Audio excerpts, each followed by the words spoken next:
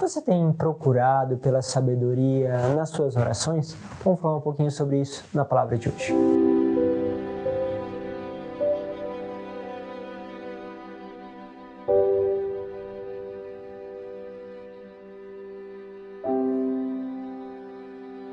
Em nome do Pai, do Filho e do Espírito Santo. Amém. Estamos lendo aqui o livro de Eclesiástico e é interessante como ele nos traz essa dimensão da sabedoria, do conhecimento de Deus. Por isso, cada detalhe vai nos dando e fornecendo assim esse material para que a gente possa se aprofundar. Hoje eu quero pegar com vocês o capítulo 51, do versículo 17 ao 27. Diz assim: Quero dar-vos graças e louvar-te, e bendirei o nome do Senhor.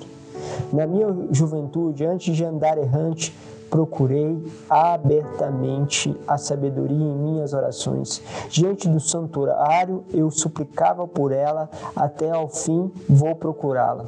Ela floresceu como uva temporã.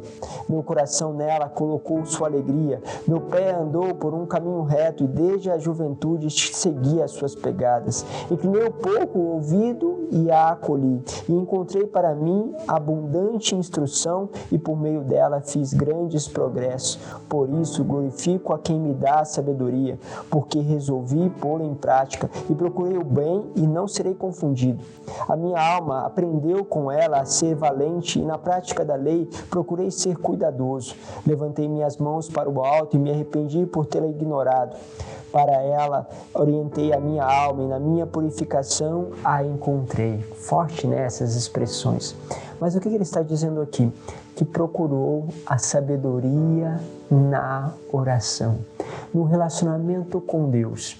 E é interessante porque muitas vezes, a gente vai diante do sacrário, diante aqui da presença do Senhor e nós procuramos uma sabedoria. E quantas vezes eu sou confrontado com a sabedoria que de repente vai vindo como intuição dentro do coração, nos pensamentos, e você vai percebendo que aquela sabedoria da lei, aquela sabedoria justamente que conduz a algo mais profundo, vem entrando, vem se aprofundando e ela te confronta e ela te pede sempre um passo a mais. Então a gente vem e diante da presença do Senhor, na oração, ou até mesmo lá no teu quarto, nós procuramos esta sabedoria. Qual que é a grande questão? É que muitas vezes na nossa oração a gente já vai com a nossa sabedoria. Em que sentido? Às vezes a gente quer até falar para Jesus o que ele deve fazer. Faça isso, vá por aqui, Senhor, resolva isso desta forma. Então você percebe que nós, homem psíquico, começamos então a dar a direção para Deus, para onde nós queremos que Ele possa ir. Muitas vezes parece que a sabedoria é nossa e que nós somos portadores da sabedoria e nós precisamos justamente direcionar a Deus, quando é justamente o contrário. Por isso Ele vai dizer aqui uma expressão muito forte. Ele vai dizer que resolveu praticá-la. E para isso o que Ele fez? Inclinei um pouco o ouvido e acolhi. Ou seja, eu inclinei, eu coloquei-me abaixo, eu desci, porque, meu Deus, quantas vezes nós vamos e nos colocamos de páreo a páreo com o Senhor, ou como eu disse, damos as instruções, mas comece a ouvi-lo, comece a pensar. Quantas vezes sentado aqui, nesses dias, Deus me falava dessa sabedoria humana e da sabedoria do Espírito. E me vinha muito forte, por exemplo, a palavra de Gálatas, tendo começado no Espírito, terminastes na carne. E é interessante essa expressão de Gálatas, ou seja, às vezes a gente começa as coisas ouvindo a Deus, percebendo os movimentos de Deus, olhando para Deus, mas daqui a pouco a gente quer raciocinar segundo os critérios humanos. E começamos aí, muito mais uma psicologia do que uma vida espiritual. Muito mais um raciocínio dos homens de letras do que dos homens justamente profetas, pastores e aqueles que justamente foram sinais de Deus para a humanidade. Então nós percebemos que ao confrontar-se ali, diante de alguns problemas, algumas coisas para resolver, de repente Deus dá uma palavra. E essa palavra começa a orientar. E aí preciso voltar nessa palavra, essa palavra começa a ser luz. E aí eu vou discernindo os passos, não conforme o meu homem psíquico, mas conforme a palavra. E isso é um diferencial. E eu quero também acreditar que você é chamado a se tornar um homem espiritual, um homem cujos critérios, por primeiro, são a lei de Deus. E aí, ao fazer isso, você recebe, então, uma sabedoria. E ela foi abundante,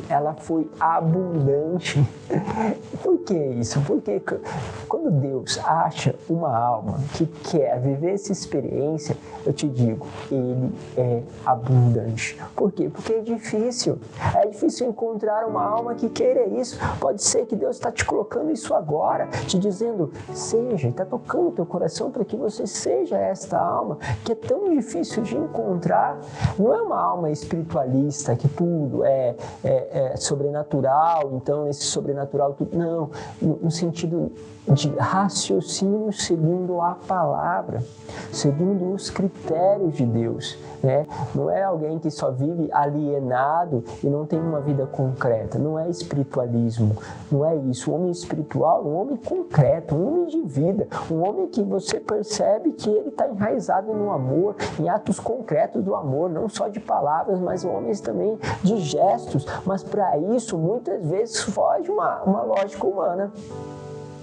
Os caminhos humanos, às vezes, não sabe como encaixar ele, não sabe como discernir, né? O Merton tem uma expressão muito boa, né? O Thomas Merton, ele diz assim, que você, o santo, você não sabe como encaixá-lo.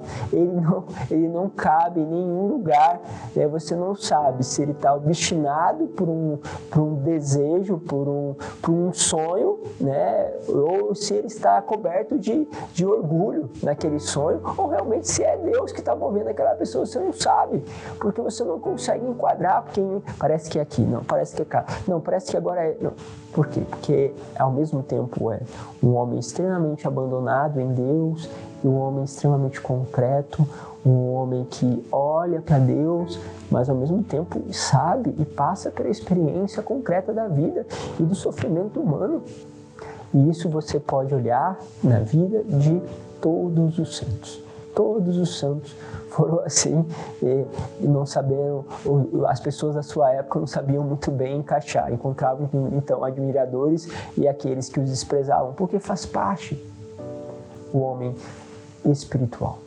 Percebam isso, a sabedoria vem através da oração, do relacionamento com Deus. Se ela vier de outras formas, né, pode ser por ver e observar a vida de alguém, pode ser por ler a história dos santos, sim, pode vir por aí, mas isso tem que se transformar em uma oração, em relacionamento com Deus. Então preste atenção um pouquinho sobre isso e perceba aonde você tem buscado a sabedoria.